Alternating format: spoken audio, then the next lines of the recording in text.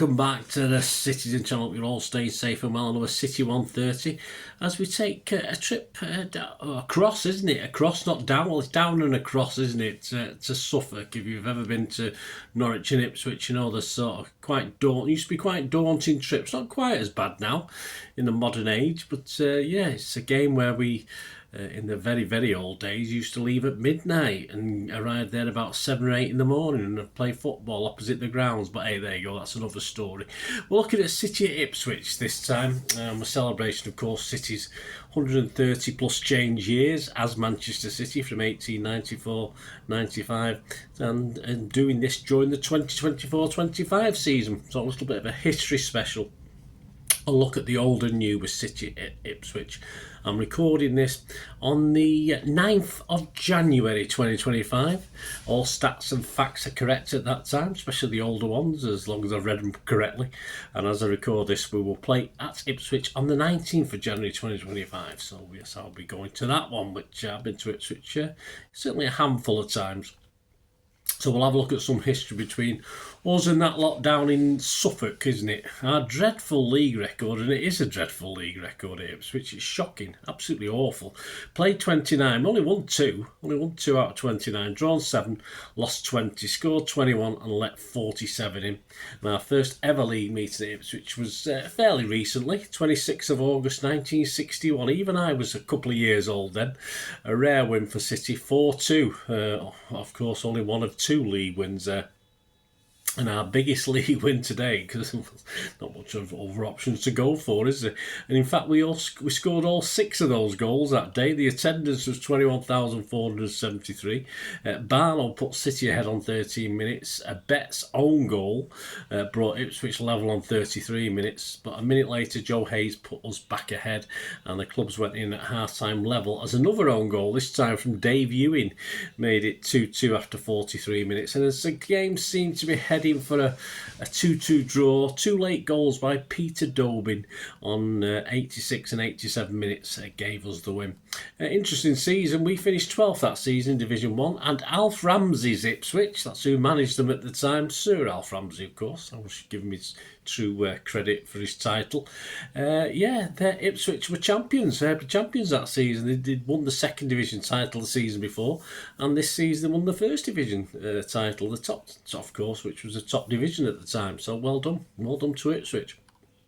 Our biggest loss, and we'll brush over this one, was in the league, was 4-0 in season 8th of December 79-80, 8th of December 1979. The attendance that day was 18,221 as City spent the afternoon chasing shadows, according to reports. I wasn't there that day, and the shadow of diminutive Gates didn't do it very successfully, unfortunately, as the Ipswich scoring ace hit a hat-trick after Mills had started the battering of City early on, and we were 3-0 down by half-time. We were sort of tormented by Gates and the gifted Dutchman at the time, Tyson. Don't get the cracking team then, of course, even when we beat him in 81 in the semi-final of the FA Cup.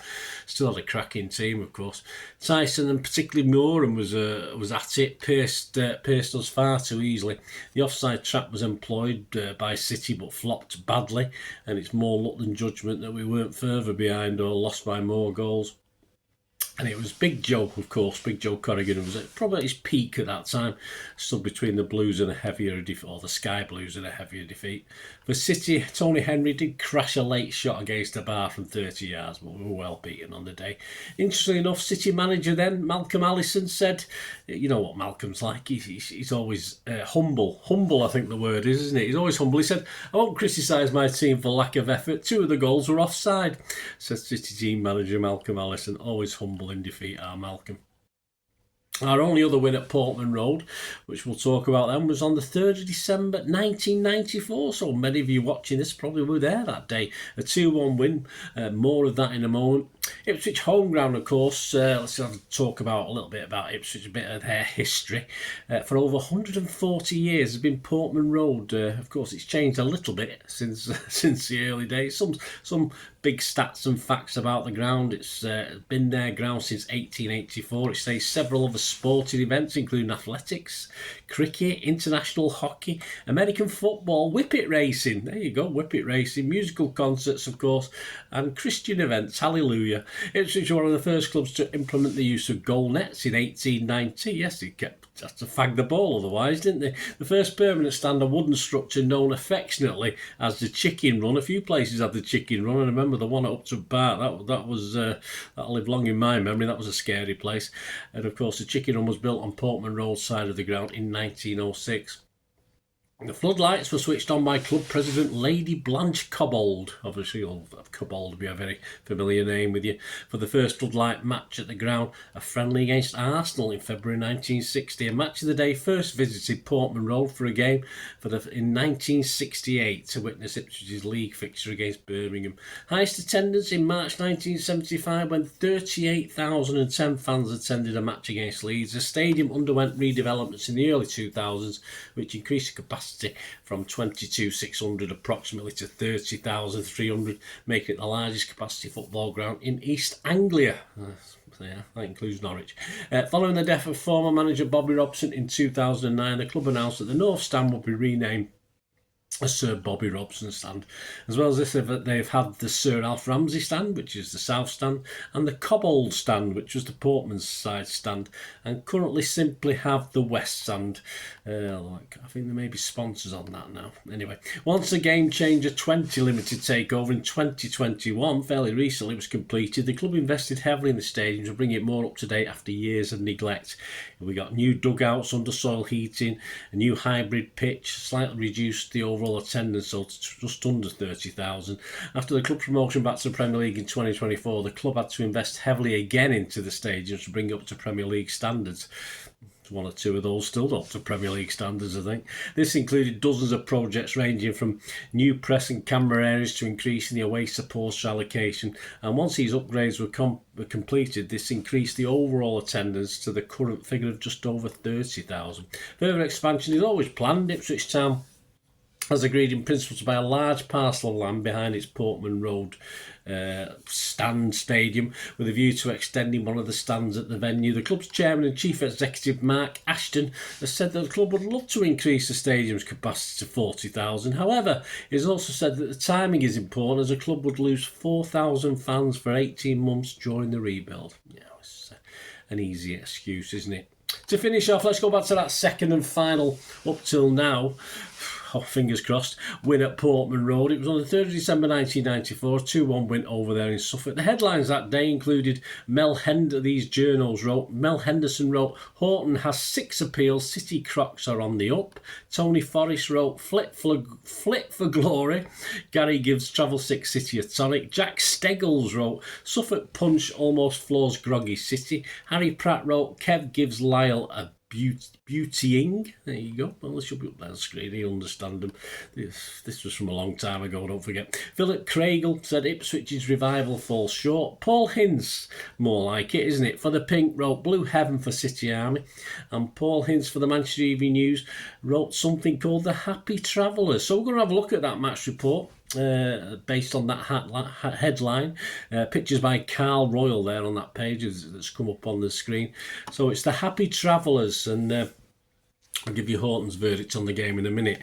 Here we go. Paul Hinz. Manchester City are making a habit of laying their jinxes these days. In their last away trip before Saturday, the Blues finally overcome their camera shyness at Leicester with their first ever league victory in a Sky TV game. And another long-standing bogey was buried at Portman Road on Saturday with Brian Horton's Happy Travellers returning from sleepy Suffolk with the first league victory over Ipswich since way back in 1961. Who knows, with the Blues now reaching the dizzy heights of 6 in the Premiership and confidence in the main road camp sky high, Horton's lads might conquer their biggest jinx of all this season and actually lay their hands on the silverware their fans have been dreaming about for almost 2 decades. No, it didn't happen. And that's not as outrageous as it seems, for City won't be far away when the pots are dished out and they play for the remainder of the season as they did in the first half at Portman Road. Ipswich are a poor side. A look at the Premiership table will confirm that. Yeah, I think they were rock bottom at this stage. But they're not as poor as they were made to look in the opening 45 minutes on Saturday when the magnificent flowing football dished up by the Blues would have taxed any team in the country to the limit. We had a wonderful red and black stripe kit on it, of course, for that one.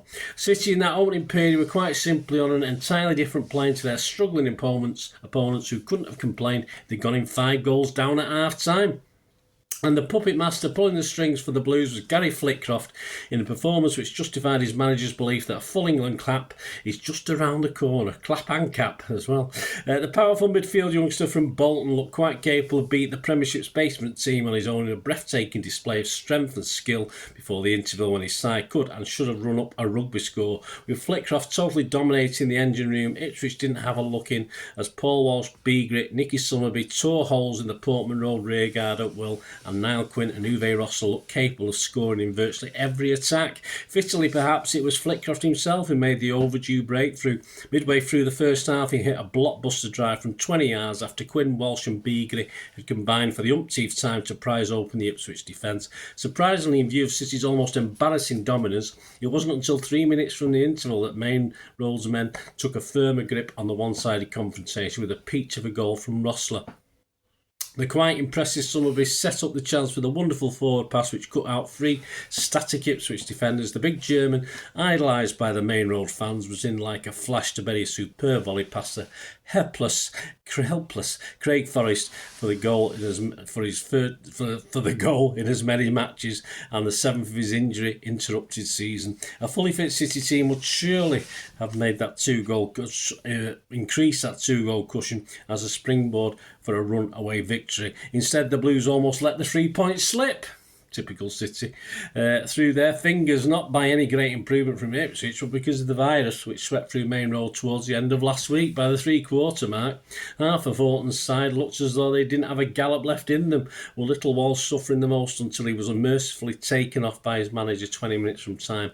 It was strictly desperate back to the wall stuff from the sickly Blues at this stage, and Horton's nerves must have been jangling when Paul Mason pulled a goal back for the home side 16 minutes from time with a low shot which gave Andy Dibble no chance as it whistled through a forest of legs. But not even the combined effects of the trots and a dramatic late bombardment from Ipswich could deny the Blues a richly deserved victory to bring those European qualifying positions even closer. Happy days. Horton's verdict: we made hard work of it in the end and had to hold out against a lot of Ipswich pressure in the closing stages. Some of our players looked drained in the second half, and I can only put that down to the virus we have had. Paul Walsh shouldn't really have played, and he did well just to last out as long as he did. Uwe Rossell was also feeling the effects of his first full game in 2 months, but he's been champing at the bit since he recovered from injury, and he justified his selection with a terrific goal. We were certainly at our best in the first half when Gary Flitcroft ran the whole show, and we could have even scored more than the 2 we did in that period. We looked a sorry sight after the match, with Ian Brightwell, Richard Edgell picking up injuries and some of the other players feeling under the weather, but at least we've added 3 more points to our tally. It's a nice feeling to be in the top 6 in the Premiership. We are not the finished article yet, but I think we are seeing some rewards for the progress this club has made over the past 12 months. Some other results in the Carling Premier League: Aston Villa 0, Everton 0, 29,768. Blackburn 3, Southampton 2, 23,372. Leeds 2, West Ham 2, 28,987. Newcastle 3, Leicester 1, 34,400. Norwich 3, Chelsea 0, 18,246. Nottingham Forest 4, Ipswich 1, 21,340. Queen's Park Rangers 2, Manchester United 3 in front of 18,948. Tottenham Hotspur 3, Sheffield Wednesday 1 in front of 25,912. And Wimbledon 2, Coventry 0 in front of a massive, as you'd expect at Wimbledon, 7,349. Well, there you go. By the end of 94-95, of course, Horton was sacked with Ball to come in. Yeah, great stuff. As we finished 17th. 2 days later, after this game, Ipswich manager Lyle got the boot, which paved the way for the arrival eventually about a month later of George Burley. But Ipswich never improved and finished 22nd and bottom, 18 points adrift of safety. There you go, guys. Hope you enjoyed this little City 130 special looking at City at Ipswich.